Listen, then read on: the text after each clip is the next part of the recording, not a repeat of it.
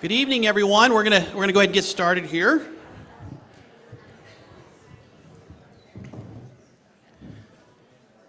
So the last time we were here was February of 2020. That was about 12 years ago. And so let's give a big thank you to Temple Emek Shalom for letting us back in. Generous, welcoming community.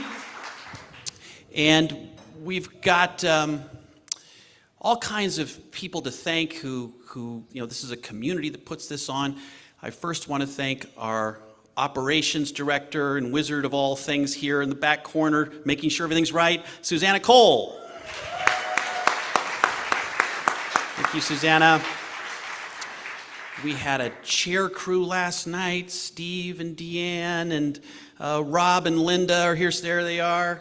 There's Linda. Oh, there they are. And who else did we have last night? Susanna was here. My brother-in-law, Jack Catton, just moved here and regrets it because he's volunteering all the time now with me. But big thanks to our chair crew last night. And we've got a whole group of volunteers that are getting cold champagne ready for everybody tonight. And Jill baked 300 cookies. And you have to look careful. It didn't turn out, I know she's a little bit disappointed, but she has a hearth stamp. So if you look at the cookie carefully, it says the hearth with a little heart on them, sugar cookies. And so our kitchen crew, all those good folks, thank you to them. And I'll talk about this in a minute, but we have our book crew back in there. We've got Susan and Ben and Kimberly and other folks who'll be helping us with books tonight. So thanks for coming to volunteer. Thank you to all those folks. So we do training in community storytelling, and in fact, tomorrow is our last day for a 6-month intensive that I've been doing, and we have 37 folks, and they are climate change activists. They are healthcare workers from Wisconsin. They're a pastor from Lincoln, Nebraska. We have people from Arizona who do healing work. We have educators. We have people who work in universities, activists, nonprofit leaders from all across the country. We have a district attorney from Minneapolis. These folks are using story in all kinds of creative ways. And the money that you gave at the door, we use for scholarships. For people who can't afford to do it but want to do it, we find a way to let them in. And that money helps pay for it. So thank you for your donation tonight for that program. Okay, other things I need to say. First of all, if you have any devices that make noise, go ahead and turn those off, including me. Okay. Tonight is an unusual evening. Okay, this is a little bit unusual evening. Our last hearth was at SOU, and we kind of did a normal hearth. Those were frontline stories, which were quite beautiful. Tonight, we are celebrating this book that just came out. 3 years in the making, a lot of different people helping to make it happen, particularly my wife, Jill, who I tried to get her name on the front cover because she did so much work, and she said, I need a little space. So, but she did a lot of work, and that was a lot of help. Some of you know the writer Anne Lamott. She was another shepherd for this book. Lots of community people, lots of folks on the board of the hearth. So we're celebrating that tonight. That book's going to be available tonight, and you have 2 ways you can get it. One, you can buy it back there for $2 less than Amazon selling it. So there you go. We're going to wipe them out tonight. All those sales lost. We're going to write a letter to Jeff Bezos and say, look at all the money you lost tonight in Ashland. And on my left side, your right side of the table, we're going to have some volunteers there tonight. The Ford Family Foundation read this book as a staff, and they decided this is a book that should be free to every Oregonian and every resident of Siskiyou County. So I know we have some Siskiyou County folks here tonight. So you can all get the book for free. It's a little tricky. You go onto their website. They have a select books program. You put in your address, they send you a code on your email, you put the code in, then you can choose the book and they'll mail it to you. So if you want to get the book for free, even if you buy one, you can still get one for free to give to somebody. We have people in the back who can help you with that process. We also have little bookmarks that have the QR code that'll take you straight to the place to sign up. You can take those bookmarks and give them to friends. This book is available to every Oregonian, every member of Siskiyou County, and they'll help you on the back table there. Yeah.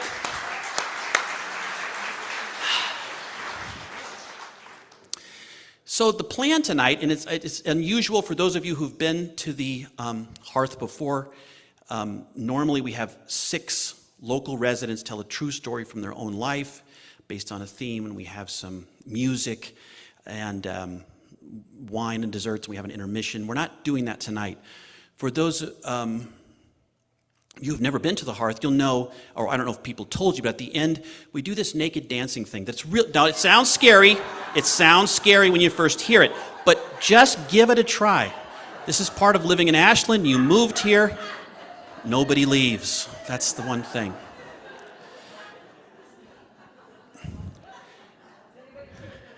Yeah, that's the problem. The people who are taking their clothes off already going, oh, I'm awesome. I'm so ready for this. Those are the true Ashlanders. We're all afraid of them. So tonight, I'm going to try to get the heart of what this book is trying to represent. The Hearth is a work that began in 2010. Really, Jill and me and a few friends got it going in 2010. I tell that story in the book. But there's a power here in storytelling that I'm still curious about, still trying to understand. And so I'll be telling some stories and sharing about that. At one point in the evening, I have a couple of community members who are also engaged in story and using it in the world for good. They'll come up and share just little vignettes about the way they're using story. We'll have a little music. I have an exercise, this is for real, that all of us will do together. Not naked, Maury. I was a little too excited there. But maybe we can set up a special room. I don't think the temple cares. We'll just do it in the library, just for the 4 people. And so we'll have a little music, and that's going to kind of be our evening. The first thing I wanted to start with tonight is we have lots of projects at the Hearth. We just did a story tent at one of the fire commemoration gatherings. We also have a Care for the Caregivers retreat that we've been doing for frontline workers. So we wrote grants so we can get all the good folks who are on the front lines working in our communities and bring them on a retreat for a couple days where they can focus on their bodies and get fed good food and take naps and, yeah, care for these people. Yes. And one of the things we did, we kind of went back to the folk medicines. At those retreats, we tell stories, and we go out on the natural world, and we sing together. And so I wanted to bring one of the songs that some of these frontline folks just felt like, yes, this is the song. They taught it to their kids when they got back. I sent a recording to Wendy Stanek, who's going to be singing tonight, and she was willing, bravely, having never known this song before, to come up and lead us in it today as a way of helping us all get grounded in a time when all of us are feeling like we're carrying a backpack full of rocks. You know, just a heaviness. Wherever I go, there's this heaviness that people are feeling about this time, particularly the younger people. Anxiety, depression, isolation, a sense of despair about the future. And I feel this in both the people I'm working with. I've been on a book tour for the last month, and people are scared. I did coastal towns along Oregon and met with librarians who are being attacked. They've never been attacked in their lives before, but are verbal attacks and people sending them threatening letters because of the books that might be in the libraries. I've met with medical workers who are just carrying such heaviness. And the heaviness is about the mistrust, the lack of trust, the doubt about their intentions as nurses, as doctors, as medical workers. There's a lot of heaviness out there. And one of the things we've realized is every time we gather, we need to help all of us sort of ground a little bit, just kind of calm a little bit, because we're all rattled from the cascading traumas, from the overwhelm of this time. So the way we're going to do that tonight is we're going to have a little song. And Wendy's going to come up, and we're all going to participate together. Yes, Wendy? Okay, so come on up. Thank you, Wendy Stanek. Thank you, Mark. I'm an elementary music teacher, so this is going to be a treat to sing with grown-ups. This is a beautiful song. Okay, I'll sing it. I'll sing it for you. Okay, it goes like this. Loosen, loosen, baby, you don't have to carry the weight of the world in your muscle and bone. Let go, let go, let go. Okay, so I'll sing a line and then you echo, please. Okay, loosen, loosen, baby, your turn. You don't have to carry the weight of the world in your muscle and bone. Let go, let go, let go. Lovely. Okay, now I'll give you 2 phrases to echo, okay? Loosen, loosen, baby, you don't have to carry. Loosen, loosen, baby, you don't have to carry the weight of the world in your muscle and bone. Let go, let go, let go, your turn. The weight of the world in your muscle and bones. Okay, ready for the whole thing? Loosen, loosen, baby. Okay, big breath. Loosen, loosen, baby. You don't have to carry the weight of the world in your muscle and bone. Let go, let go, let go. One more time. Loosen, loosen, baby. You don't have to carry the weight of the world in your muscle and bone. Let go, let go, let go. Beautiful. Okay, so store that away. That's song number 1. Okay, the other song goes like this. Am I about to have feedback, John? Good. This starts, holy breath and holy name. Try that. Holy breath and holy name. Then the last bit is, will you ease this pain? Will you ease this pain? Okay, that whole thing now. Holy, holy breath. Thank you. Breath. Holy breath and holy name. Sorry, will you ease this pain? Okay, so those 2 melodies work beautifully in harmony. Okay, they're a partner song. So let's have this side over here. If you could take loosen, loosen, baby, you don't have, and then you guys can be the holy breath. Okay? And do they start simultaneously, or do we, doesn't matter. Let's start the loosen, loosen people and get you going, and then we'll bring the holy breath people in. Okay, here we go. Loosen, loosen, baby, you don't have the weight of the world in your muscle and bone. Let go, let go, let go. Good. Keep going. Holy breath and holy name. Will you ease this pain? Nice. Holy breath and holy name. Will you ease? Hold out the last note. Pain. Beautiful.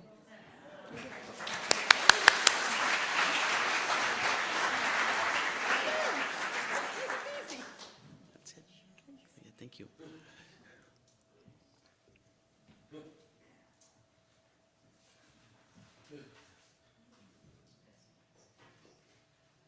We have all these medicines that are natural to every human being. One of them is singing.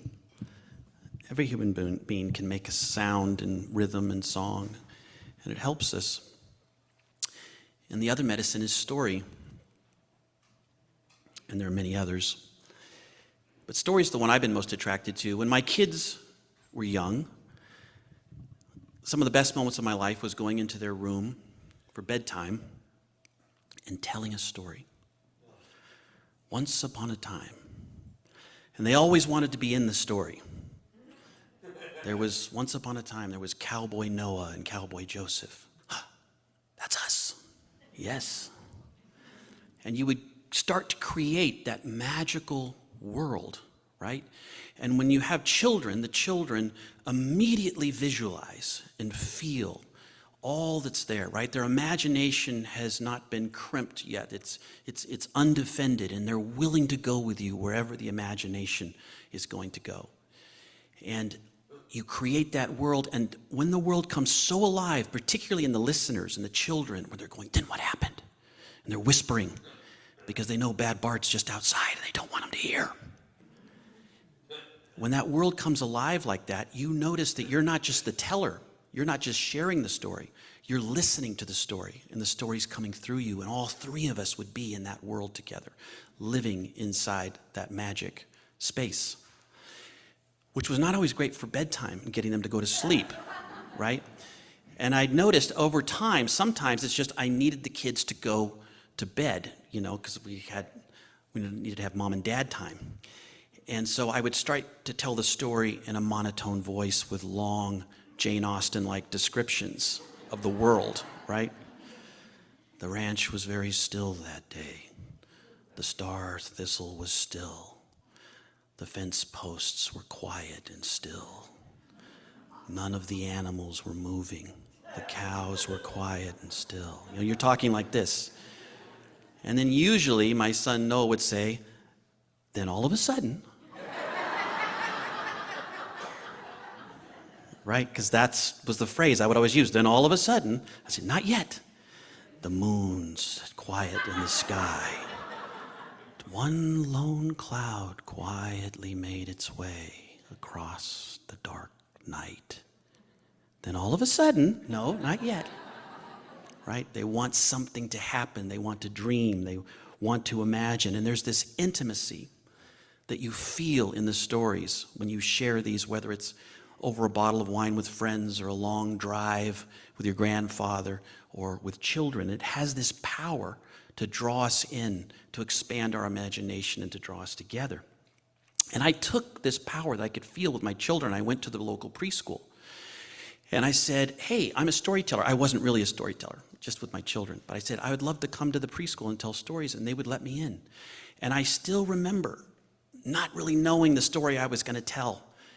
And as soon as I stood up, all 22 kids, I would say, you see that willow tree outside? Yes. Did you know there's 3 rabbits living under that tree? What? They're all looking, they're running to the window, and they come back, right? The imagination's so alive. Shooter, Hunch, and G. Herbert Stanley III, the 3 brother rabbits, live under the willow tree. And I would make up these stories, and all of a sudden, it wasn't just a magical world that I had experienced with my kids. All of us were in that world, and they would signal me, and if I paid attention as I was telling the story, they would tell me which way the story needed to turn.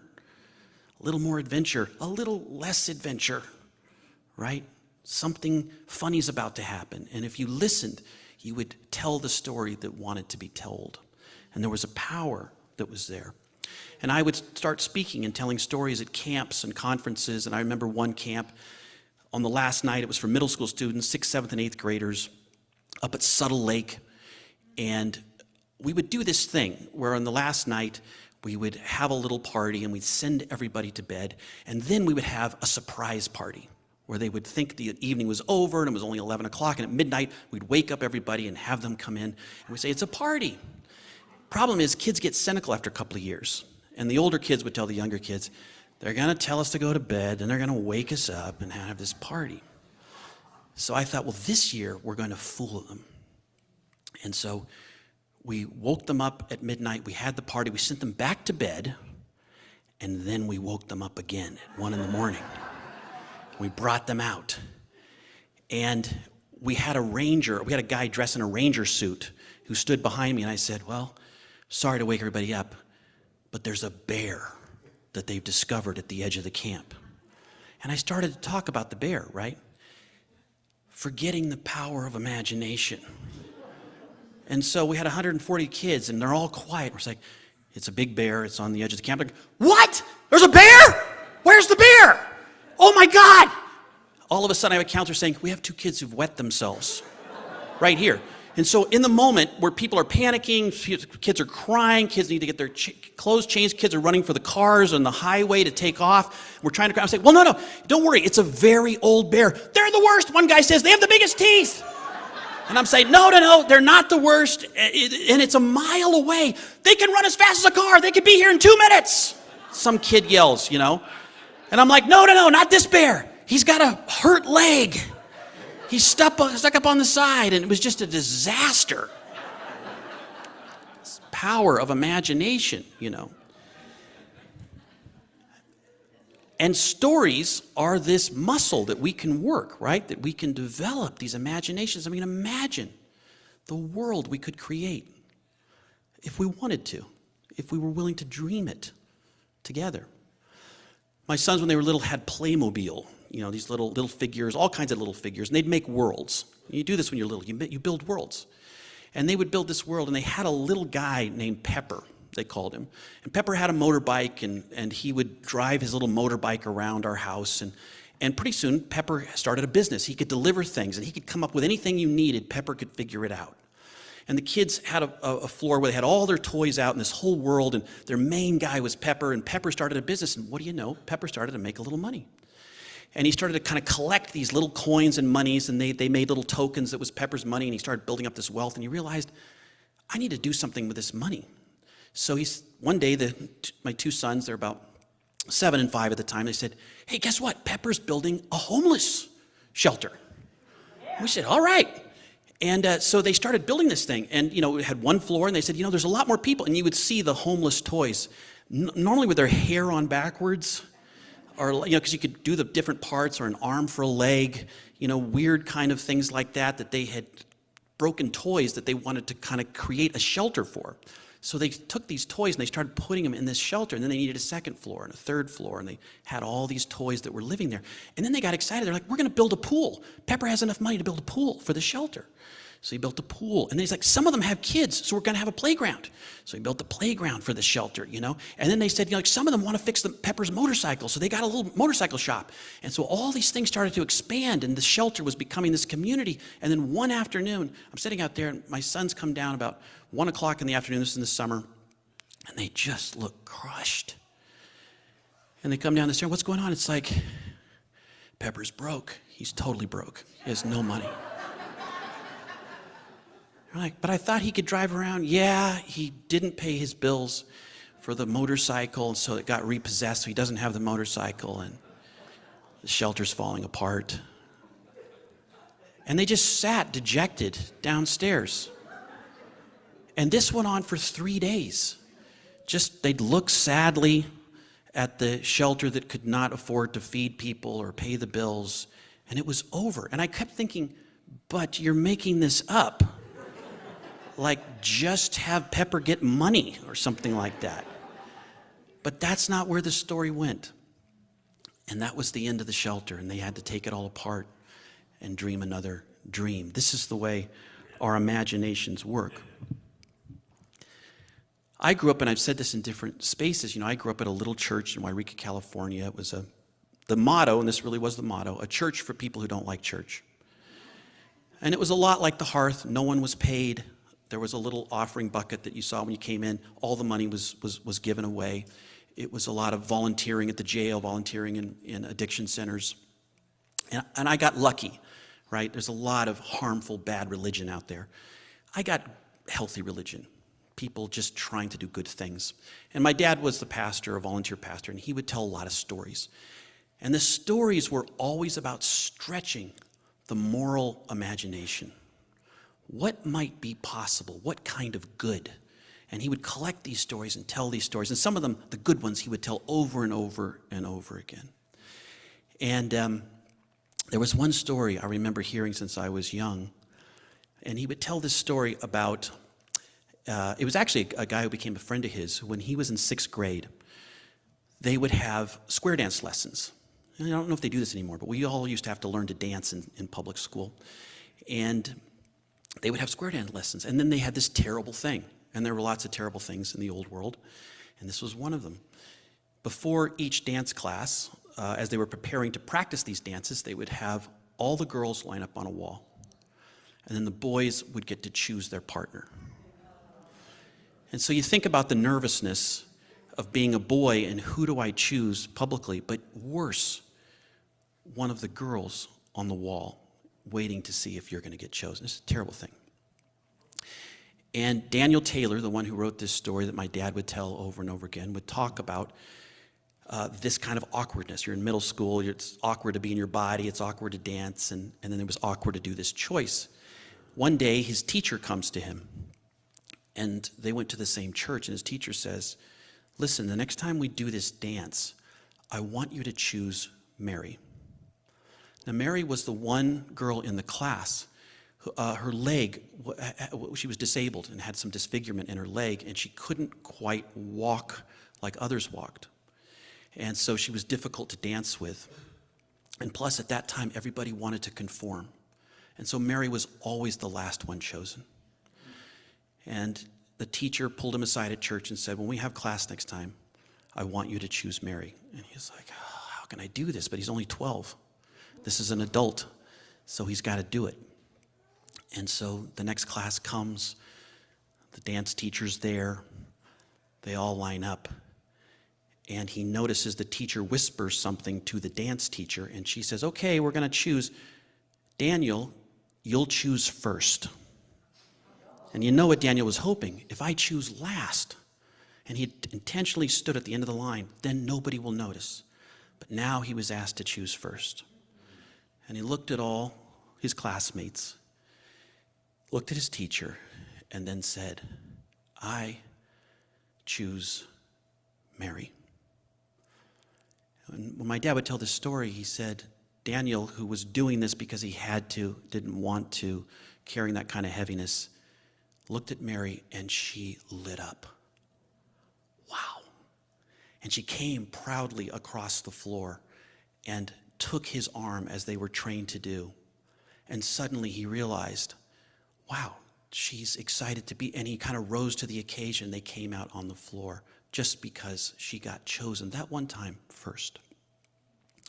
And sometimes my dad would get emotional telling this story, and I knew why it was. He felt like he was Mary.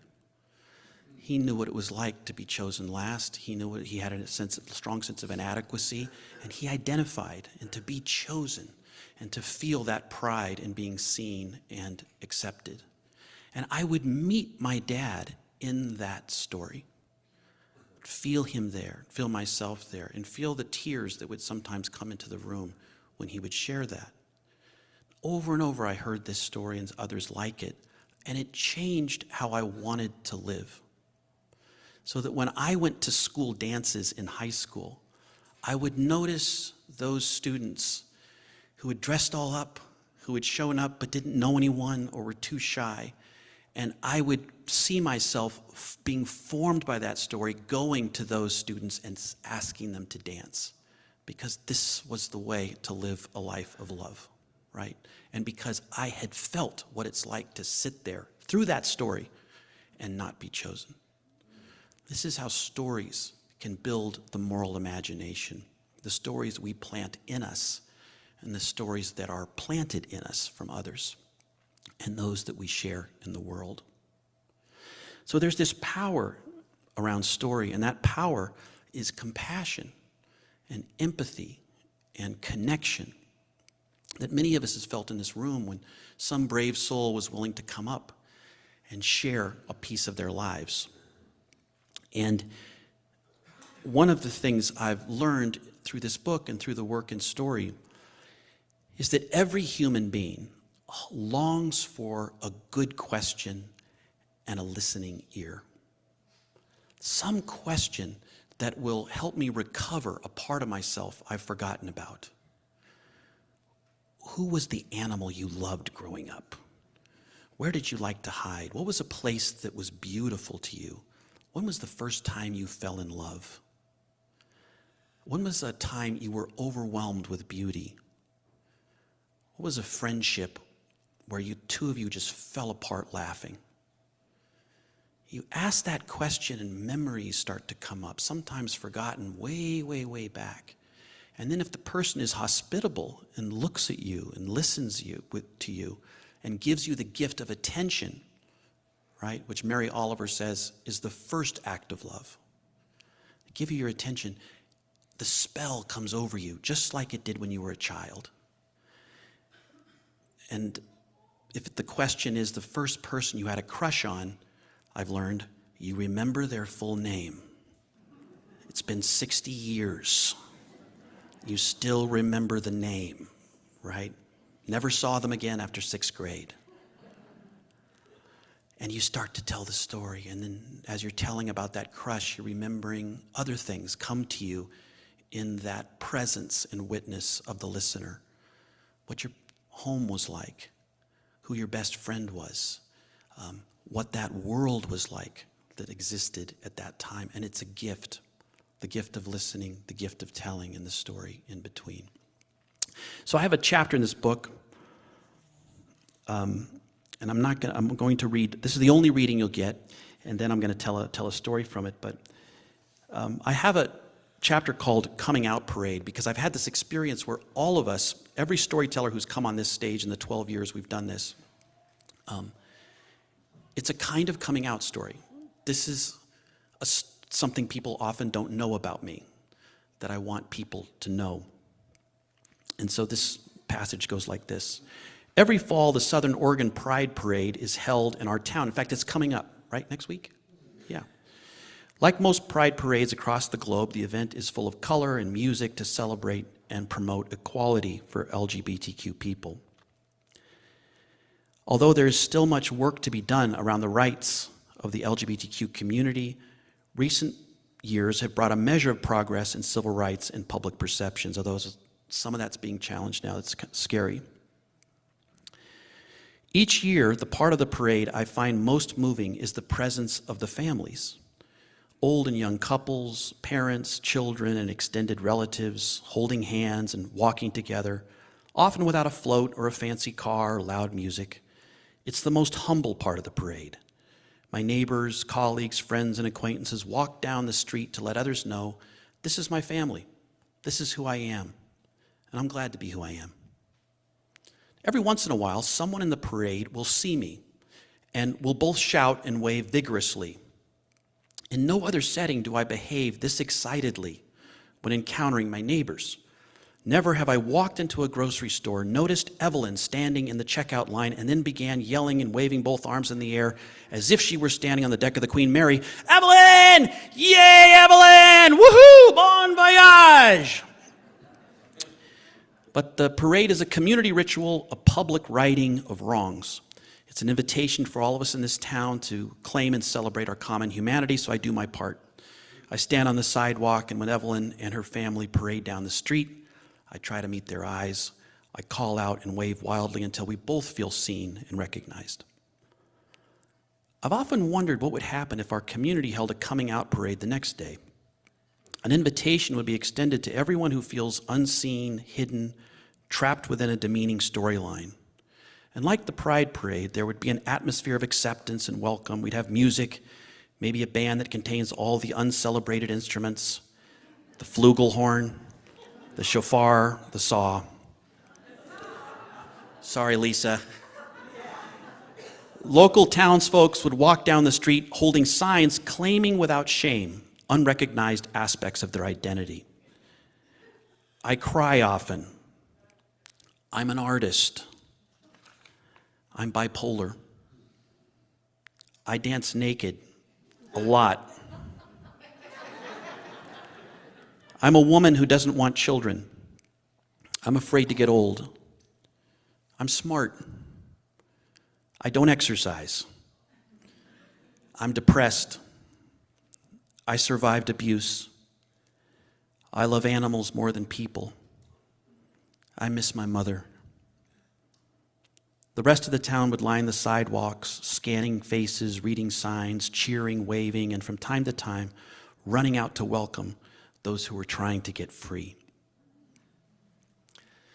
This is what happens, and every time I hear a story, thanks.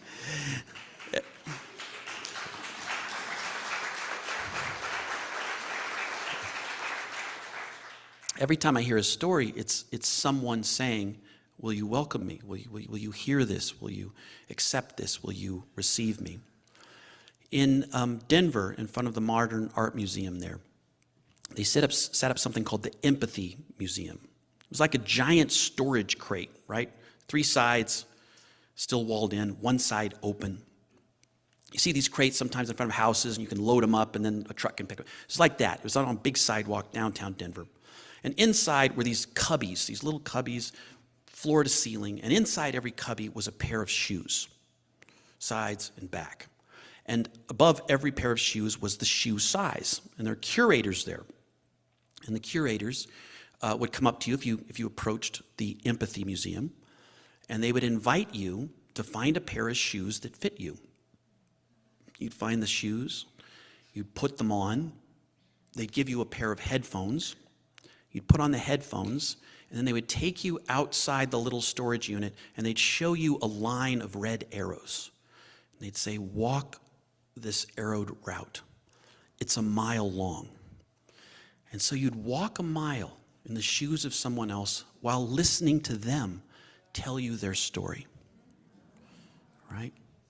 A Syrian refugee, a mom who worked 2 jobs as a single mother and raised 4 kids. Right? Someone who returned from Afghanistan and is trying to recover from PTSD. All these different stories. You would choose one, walk that mile, and listen, and see if it might touch your heart and expand your awareness of the people in this world. This is the power of story. And in the work that I've been able to do, not just here, but in training others, folks, I've encountered people who are using story in this same way, to build connection, to celebrate overcoming suffering and the gifts that we carry, and sometimes to really seek to mobilize folks to overcome injustices. And I asked 3 people who have collaborated in trainings with me to share just a little glimpse of how they're using story tonight. Marnie, Coopman, Mandyapot, and Danielle Mancuso. Marnie Coopman, some of you know, works in a lot of climate change. She's a climatologist, and she got sick this morning, so she won't be here. But I want to invite Danielle Mancuso to come on up. Danielle worked at SOU 17 years? Oh gosh, 14 years. And but she's unemployed now. She left her job yesterday after a job well served, loving kids and students at this community for a long time. She also runs the Lantern at the Black Sheep. She's a storyteller, and she's, I don't know, pretty soon you're going to get your degree in clinical mental health counselor. You're going to be that, what, 6 months? Yeah, 9 months? Yeah. And Danielle is also, well, we're on this little book tour, she's going to be running the Hearth, where I'm going to be gathering people here. So I'm really excited about that. So big hand for Danielle to tell a little story here.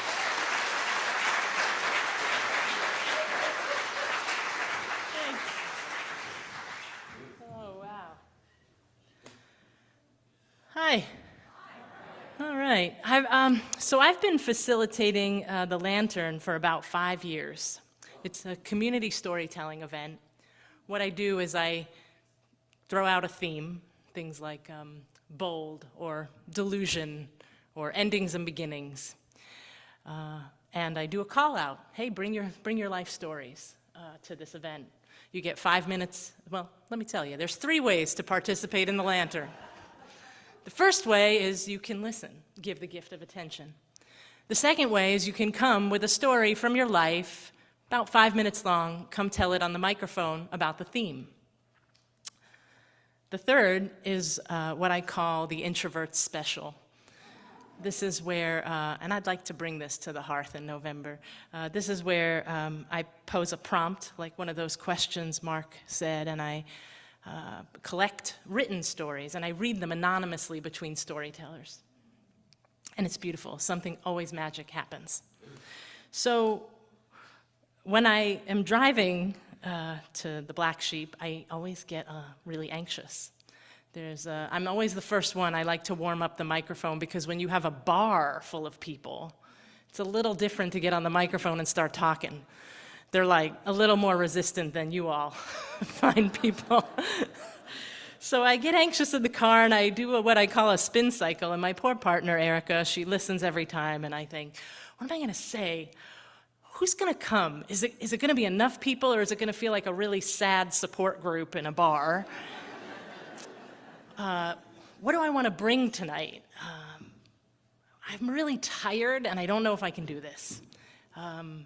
What will be meaningful for people? What might transform us all? So I come with all those things in my head and then I come up to the microphone and I warm it up.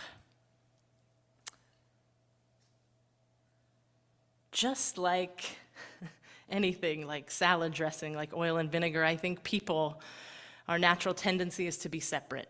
And so what I do when I get on the microphone is I try and shake it up. With humor, with a heartfelt story, I warm up the microphone for whatever we'll create. When someone comes up to the microphone and tells a sad story, the whole room gets solemn. And when someone comes to the microphone and tells a funny story, the whole room gets levity, right? There's something as a facilitator that happens to me where I can feel it and hear. A man tells a story about his wife who died, and he talks about her hands and how he remembers every speck. And the room gets soft, and I can feel it in my chest. And I have to introduce the next story. I have to cleanse the palate, right? Or I have to accept the palate too. So I hold the room, I nurture the room.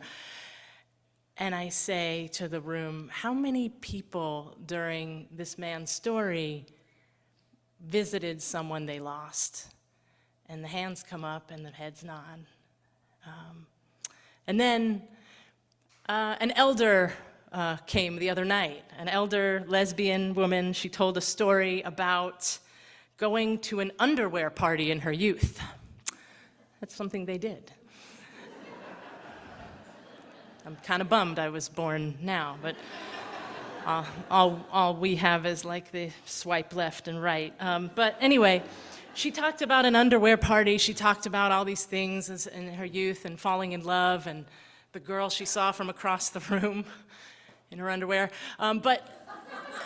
So she told that story, and then at the end of the story, she talked about she was starting a museum in a Rogue Valley Historical Museum for about lesbian women and the history here. And I thought, how great is that? And she made that announcement, and then I got back on the microphone and I said, gosh, when you said I had an announcement, I thought you were going to say you were hosting an underwear party. And the whole room laughed. And I thought, oh my God, that is the coolest sound, right? It's the coolest sound. So the Lantern is a place where I've seen people find their voice. I've seen people sit back and say, I've been coming since your first Lantern and I've never told a story and I'm going to tell one tonight. They find their voice. People connect. People make new friends. When someone doesn't know how to end a story, I advise them, just say, that's my story, and it works. So one night at the Lantern, a young person came up to me, and they said, I have a story to tell. And they were a young queer person. They came out to me. They told me they were trans, a young trans man. And he said, I have a story to tell. I'm really excited about this story. And I said, that's fantastic. And they kind of clung to me. And I'm kind of trying to greet people and pull this event together. And I thought, let me introduce them to some regulars. So I had a table of regulars who are also young queer people. And I said, hey, this is so-and-so. I want you to meet this person, and they were, oh, great, welcome, and they sat down and they all hung out, and that's what the lantern does, you know. And when I picked their name, they were about the third storyteller. He came up to the microphone, and the room was really full. I mean, for the Black Sheep, it was like how it is tonight. Even Mark was there. Mark was there that night, so of course I wanted to, you know, have a good event for Mark. I mean, I had a bar to set. So this young person came to the microphone. I called their name, and they didn't tell a story. They sort of went off on their coming out process and every nuance of it. They talked about the challenges they were facing culturally, their family, their parents. It was more like a therapy session, an uninterrupted therapy session. And I am so into facilitating, and I could feel the room falling. And I could feel the echoes of people saying, please help us, Danielle. And this beautiful, beautiful young person, I could feel all their process. I'd been through it. I knew it in my bones and my muscles. And I didn't know what to do. It hadn't ever happened before. Surprisingly, at a bar, it hadn't ever happened before. So I think maybe 7 minutes went by of torture and really, really hard pain. I mean, it wasn't a story, it was pain. And so I moved my body closer to try and let them know, hey, it's over. Nothing happened. Went on. So then there was a couch behind the person. I sat on the couch behind them. Nothing. Kept going. I could feel the people wanting to leave, thinking. I could hear the echoes. If I could hear thoughts, they were like, let's leave after this. It was hard. So finally I stood up and I stood next to the person, like this. And I think everybody was like, oh gosh, she's going to do something. And then I said, hey, that was a great story, and it's time to get ready for the next storyteller, so just say, that's my story. That's my story. And the crowd was so weary. There was like a clap like I had never heard at the Lantern. It was just kind of like this, and the young person had their head down, and my heart was breaking. And I was shaking inside to figure out what needs to be done, because I want to separate so bad from everybody right now. And I said, as the young person sat with the regular queers, I looked out and I said, hey, I want you to know that if I could go back and do it all over, I'd want to be you and do exactly what you did. And that's what happened.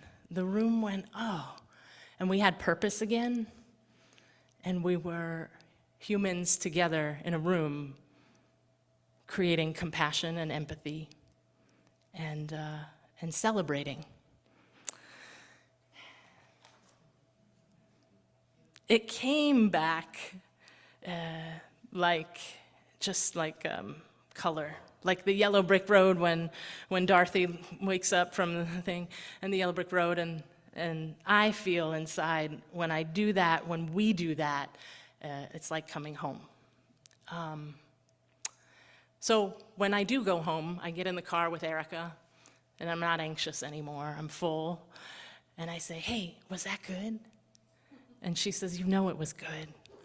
And I say, wasn't it beautiful? And she says, it was so beautiful. And then we talk about all our favorite parts. And that's my story.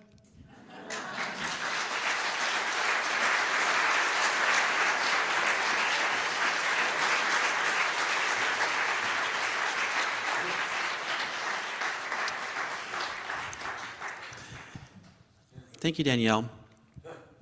So, of course, we use story in all different kinds of ways, historically, in different communities, in public spaces and private spaces. And one of the people that I got to get to know a little bit last year in our certificate program is Mandyapot. Mandy, I mean, I know a few facts about you, but I just want to tell you my impression of Mandy. Mandy is a truth teller in the best sense. In fact, what I would say about the way I experience you, Mandy, is she speaks the truth in love. And so there are ways that she's worked as a journalist in this area. She's worked for Illuminative, which was one of the largest social media organizations on behalf of Native people. She can do she's working for 2 nonprofits right now in Portland. But what I appreciate about her is she's not afraid to do the conflicts that we need to have. Sometimes conflict that we need it, and it's positive. And I've been in groups where she's helped us all grow by speaking the thing that's not being said in the room, and doing it with a sense of respect for herself, for the community, and a sense of love for what might happen in the future. And so I've asked Mandy to share a little bit about her story and her process, and would you be willing to come on up and do that with us right now, Mandy?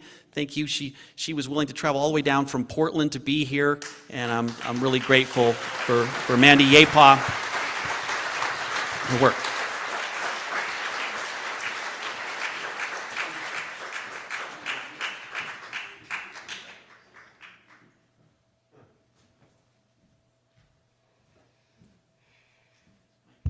Will you help me? Yeah, I'm 4'11".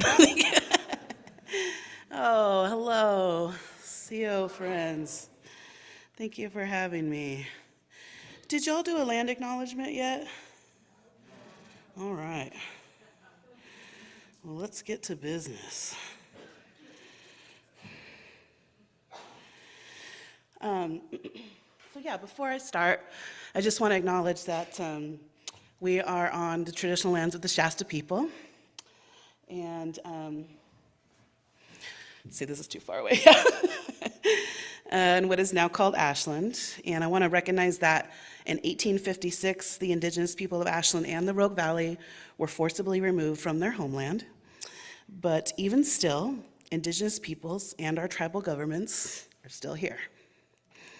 So what I'd like to share with y'all today is a bit about my experience as an indigenous woman and working to reclaim our stories and our experiences. You know, as Native Americans, our stories have been being told for us in film and in school curriculums. I think now more and more people are realizing that storytelling from diverse perspectives can really add to our understanding and connection with each other, and that Native peoples are really taking control of our narratives now. Can you raise your hand if you learned about Native American boarding schools in your K through 12 education? Indigenous boarding schools? Okay, just a few. That's what I would expect. So, you know, Native American boarding schools have been presented as something that happened in the distant past and was just a short blip in time, or it maybe was even like a finishing school to help educate and civilize Native children. And you may know that these beautiful children were punished for speaking their native languages, or practicing their traditional ceremonies, or really for acting like Indians at all, which, as an aside, is why it's so hurtful when non-natives appropriate our culture. But that's a speech for another day. What's not well known is that these schools were actually militarized and identity-altering forced labor camps for Native children, and that there was at least 367 schools in 29 states. Most were former military forts. Hundreds of thousands of Native children were removed from their families and forced into these schools. In 1926, it was estimated that 83% of all Native school-age children had been forced to attend boarding school. And the truth is that wasn't that long ago for us. This is not ancient history. My mother-in-law is in her 60s, and she's a boarding school survivor. She grew up in this government-run institution without a family and with no example of how to be a mom or what a good dad would be like. Every single Native person that I know has family members that are boarding school survivors.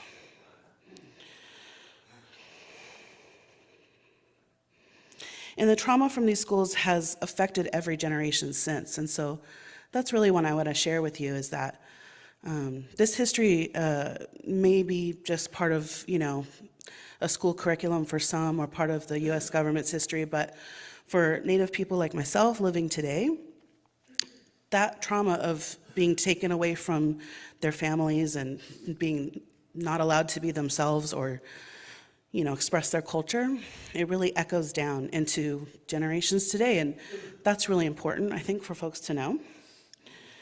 I mean, the real world effects show up when my husband tells me about the abuse and dysfunction that he endured in his family life because his mom had no example of how to create a safe home for him and his siblings, which affect how he raised his children and how we raise our children.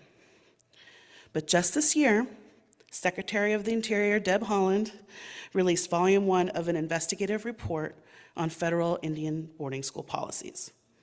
This was the first report ever of its kind from the federal government on these government-run schools.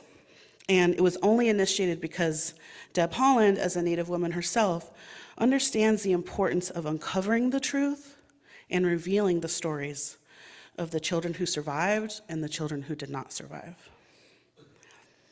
In this Volume 1 report, it reveals details about Indian boarding school systems that the federal government had full knowledge of, but many Americans did not.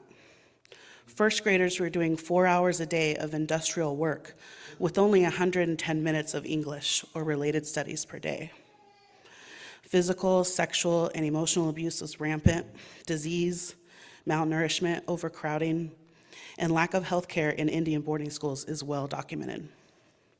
These kids were digging wells, they were sewing garments, making furniture, developing irrigation systems, chopping wood, blacksmithing, just to name a few.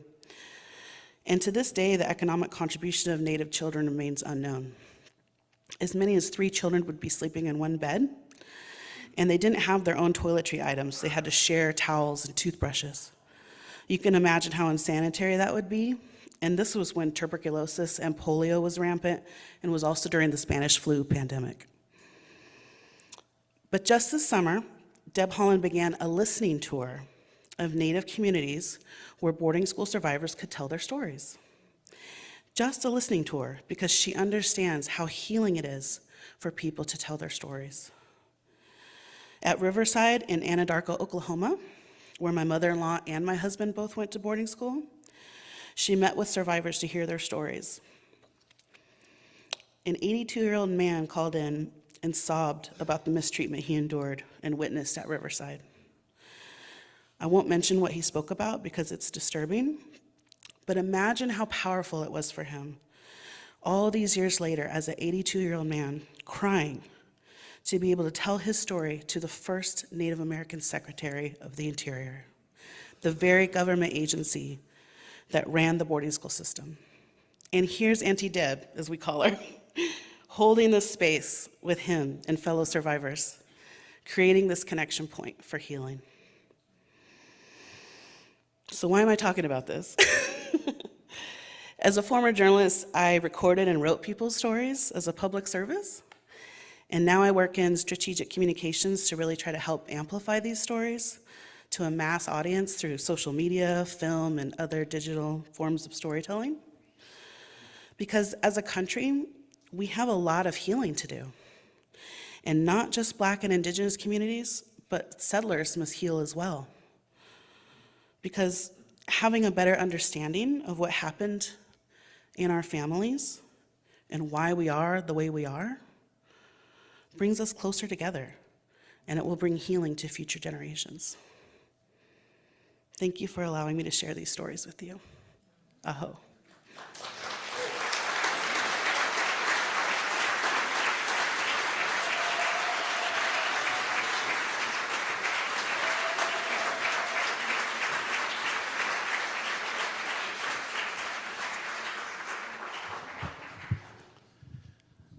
Thank you, Mandy. So this is also part of the power of story. To heal social injustices, to heal our histories, to heal our bodies, to heal our communities and neighbors. And Mandy's doing that work, and she's inviting all of us into that work. And I hope we'll take her up on that invitation. I want to give you a chance to share right now. just for a little bit.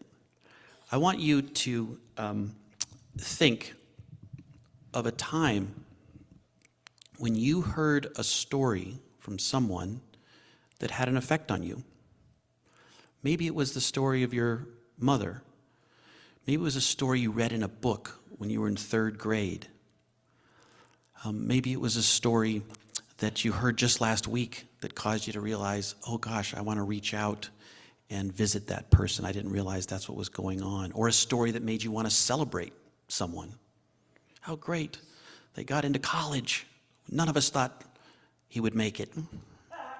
And so you go and you want to celebrate it. But a story that you heard that has had an effect on you. And then what I want you to do is somebody, and maybe another word for story is someone's experience. You heard someone else's experience and it changed you in some way. The experience of another person. And then what I want you to do is just turn to one other person and each of you share that experience that came to you right now that altered you in some way. And I'm going to have the other person, you're just going to make eye contact, find someone around you. You'll share that experience. The other person, I just want to listen. Don't ask questions and don't comment. Just let them talk for a couple minutes. And then when they're done, they'll get a chance to share some experience from another person that altered them in some way, altered you in some way. Okay? So just turn to one other person. You share some experience that altered you in some way that you heard happen to another person, and then the other person will go. Okay.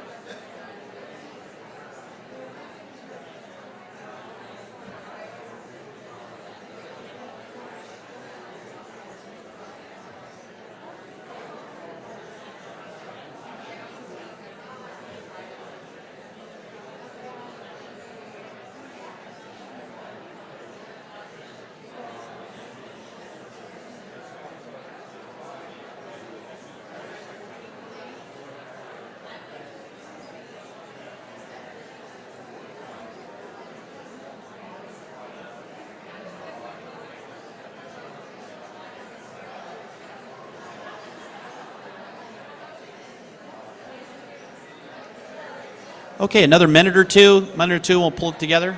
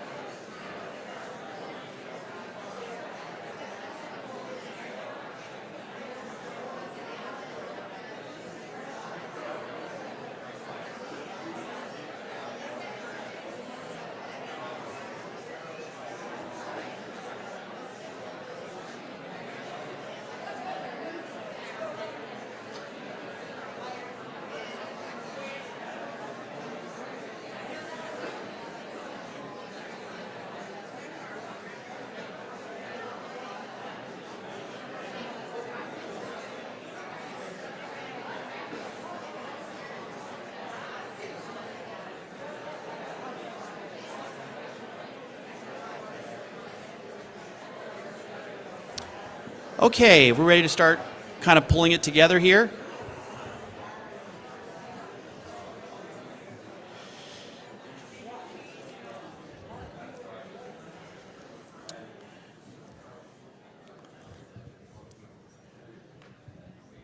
So just kind of popcorn style, first of all, what was it like to, if something came to you, and maybe something didn't come to you, but if something came to you, what was it like to remember and to share? What was it just like for you to remember and share? Just saying one word, if you could, out loud, we could hear.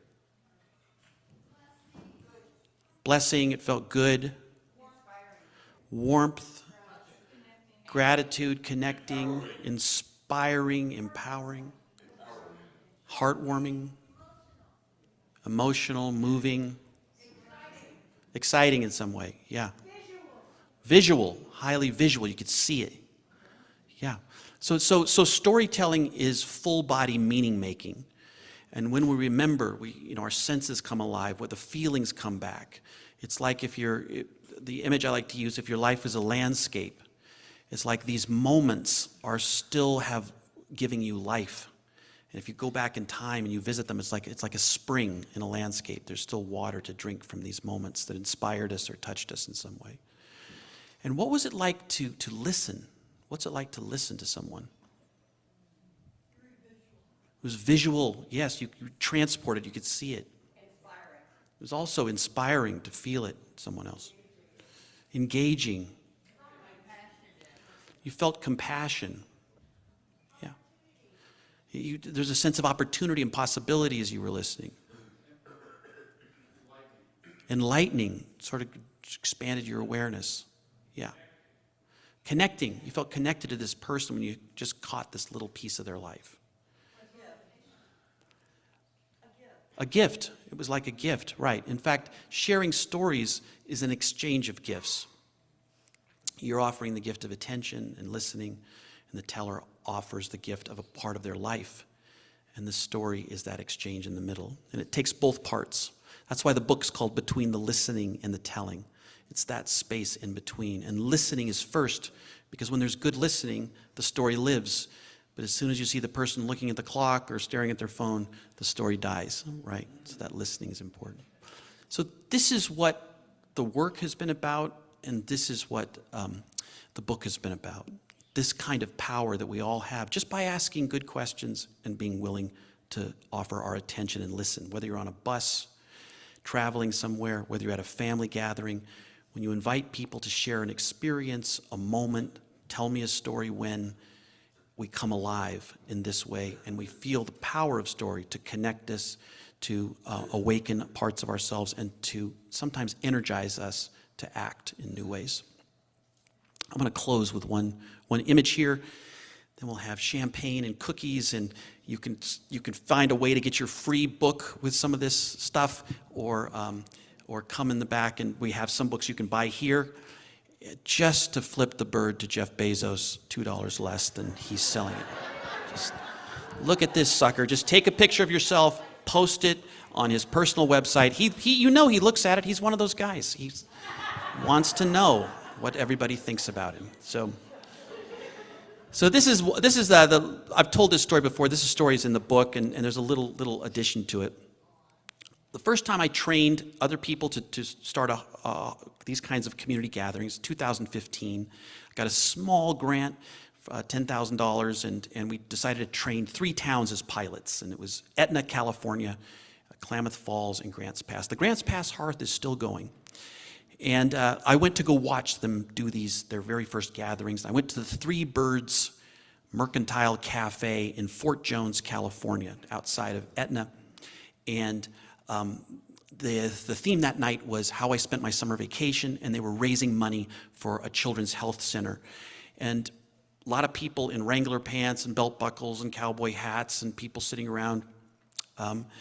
There was a guy, big long beard, playing Tom Waits, The Hardest Saturday Night. I remember the back part of the Mercantile was a big sliding door that they used to load grain on, and it was opened up, and you could see the Siskiyou Mountains in behind it. And there in the microphone stood up Angie West. And Angie West had just finished her senior year at SOU. And she was known. People said, oh, there's Angie, there's Angie. I was sitting at a table and people knew who she was. And she gets up and she said, I saw a sign in the hallway at Southern Oregon University. It said you could be an intern at the United States Holocaust Museum in Washington, D.C. All expenses paid. In fact, they would pay you to work there as part of your internship. I've always, she said, been really interested in the Holocaust, and I decided I want to go do this.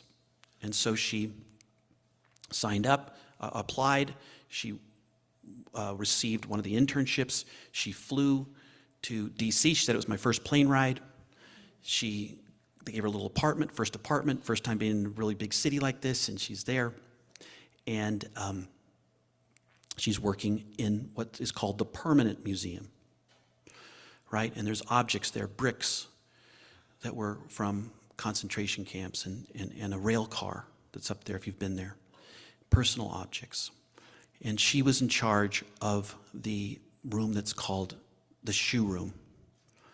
And the shoe room is a wall, it has two sides, plexiglass is about 4 feet high, and on the other side are shoes of some of the people that were murdered in that terrible, terrible, tragic, awful, what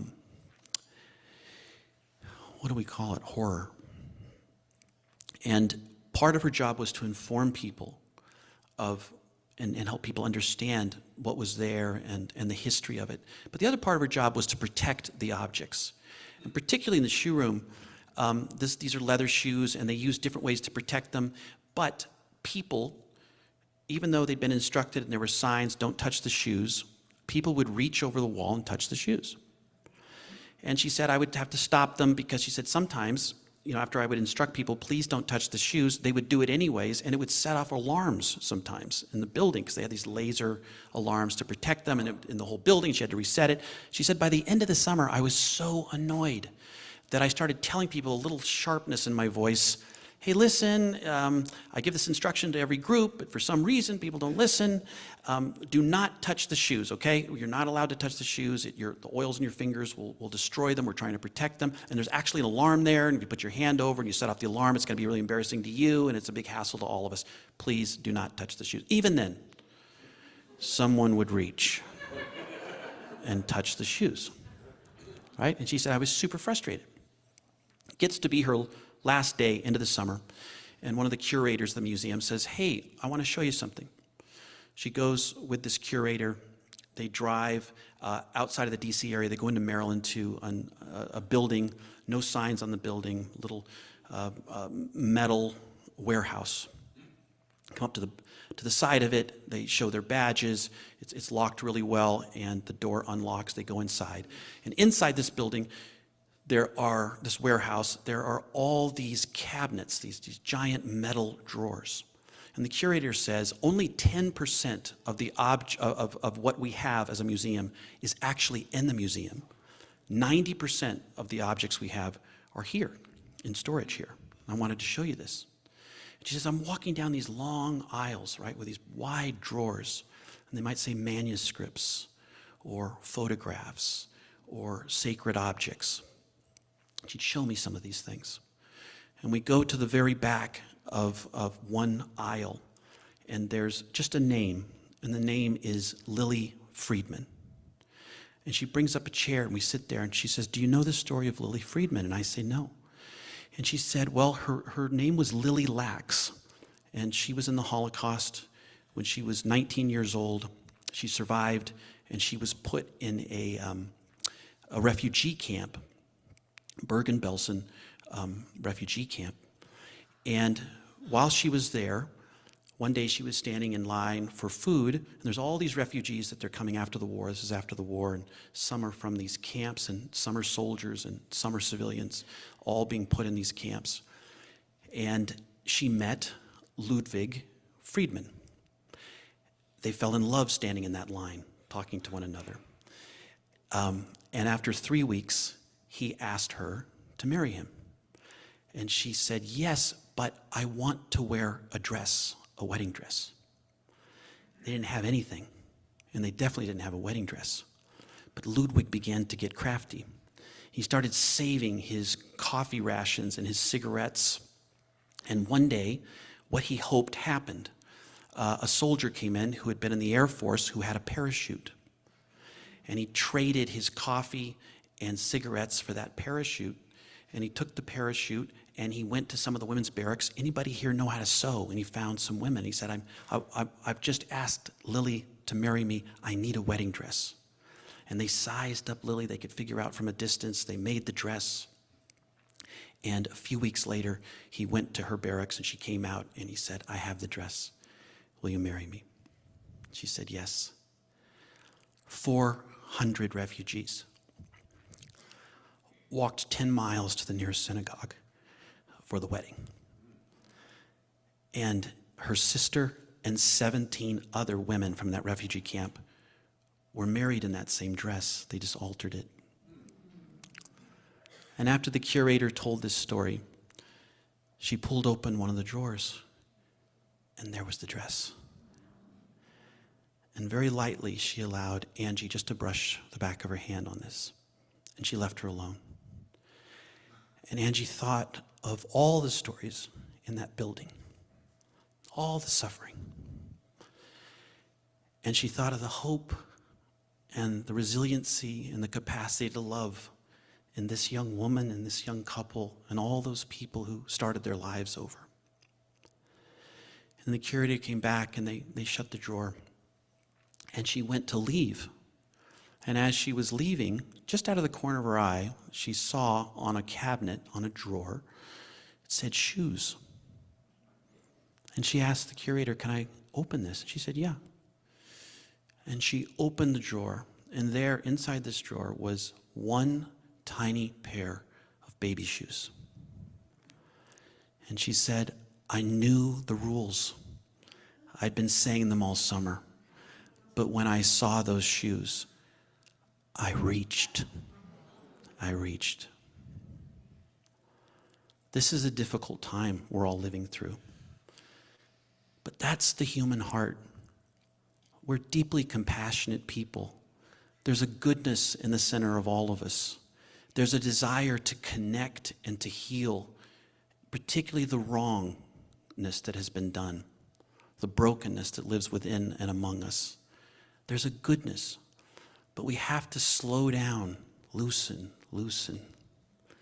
We have to allow the good heart to rise up, to move away from the distractions, to turn off all the ugly stories that have been told and oppressed people and dehumanized people.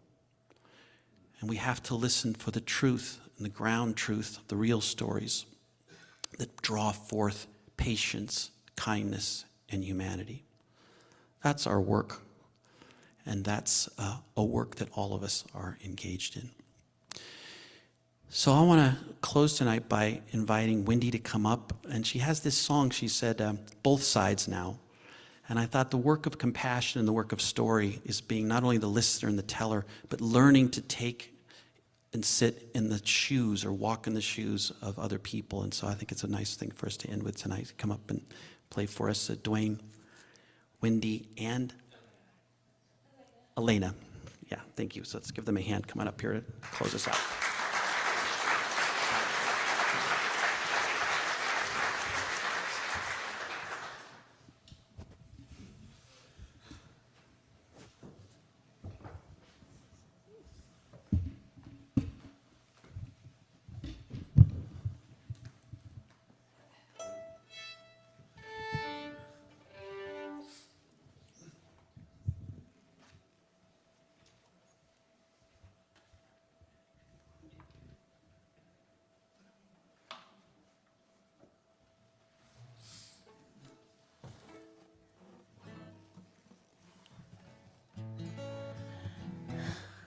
Thank you, Mark. What a beautiful evening. This is Dwayne Whitcomb. I've known him for about 30 years. And I've known Elena Patterson for 3 days, and she is this beautiful young musician. I'm so honored that she played with us tonight.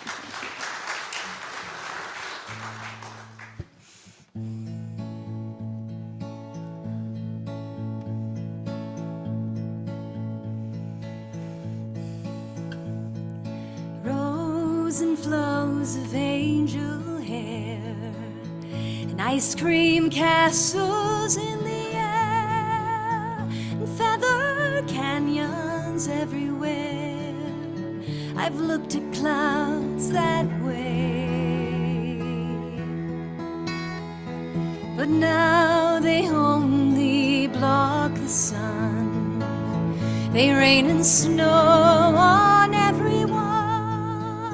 So many things I could have done, but clouds got in my way. I've looked at clouds from both sides now, from up and down, and still somehow it's cloud illusions I recall. I really don't know clouds at all. Moons and Junes and Ferris wheels, the dizzy dancing way you feel as every fairy tale comes real. I've looked at love that way. Now it's just another show. You leave them laughing when you go, and if you care, don't let them know. Don't give yourself away. I've looked at love from both sides now, from give and take, and still somehow it's love's illusions I recall. I really don't know love at all.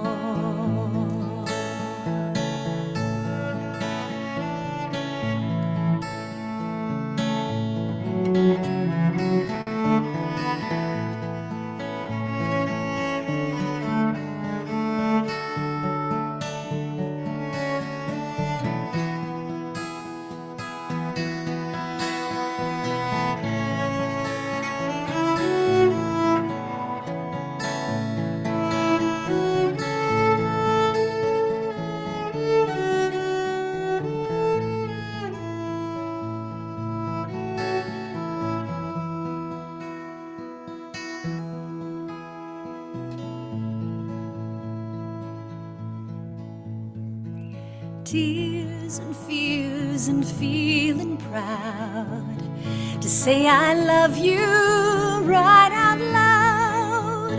Dreams and schemes and circus crowds, I've looked at life that way. But now old friends, they're acting strange. They shake their heads, they say I've changed. Well, something's lost when something's gained in living every day. I've looked at life from both sides now, from win or lose, and still somehow it's life's illusions I recall. I really don't know life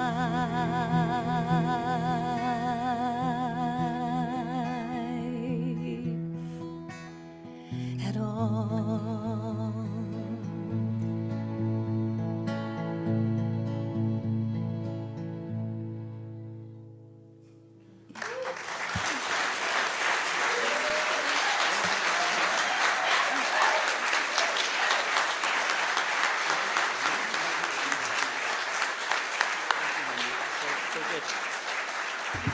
Okay, just a couple things before we end here. One is, I forgot to tell you, so Angie, at the end of that story, she is now Dr. Angie West, in charge of Holocaust and Genocide Studies at Drew University in New Jersey. That's how much that time and those stories impacted her. Isn't that beautiful? She's in the book. Danielle, would you come up and tell people about November while I sneak around back to, I hope you'll come back and get something to eat, something to drink, talk to your neighbors, and check out the books that we can spread this work. And Dan's going to tell you about November, our next Hearth Gathering, where it's going to be something a little different. So many microphones. Hi. So what can I tell you? That we're going to do a couple of,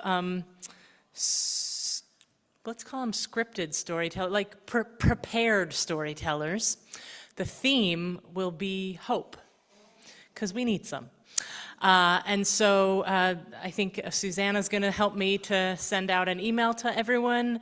We're going to have maybe 3 or 4 storytellers. We'll have some music. And I will also invite some spontaneous storytellers to come up so that you can maybe scare me like my friend. I learned tonight there's something called narrative transference that happens when, when someone shares a story, right? All your stuff starts to bubble up. How many people had that happen for them tonight?